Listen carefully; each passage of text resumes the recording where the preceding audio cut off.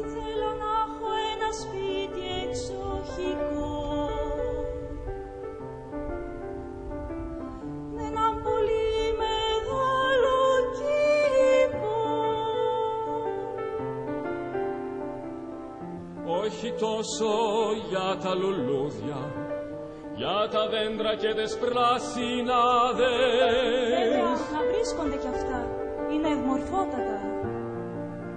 Αλλά για να έχω ζώα, να έχω ζώα.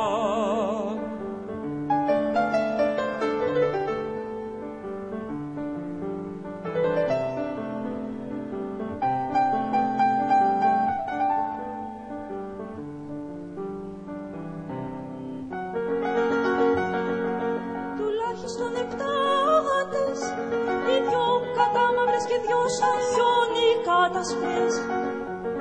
Για την αντίθεση, έναν σπουδαίο παπαγάλο, να τον αγρικό να λέγει πράγματα με έμφαση και πεποίθηση. από σκυλιά πιστεύω 3 θα με έφταναν.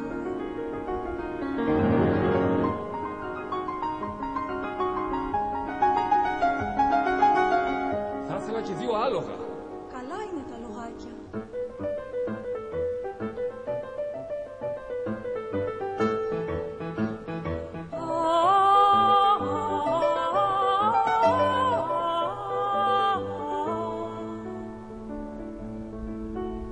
Και εξάπαντος 3-4 απ' τα αξιόλογα, τα συμπαθητικά εκείνα ζώα τα γαϊδούρια.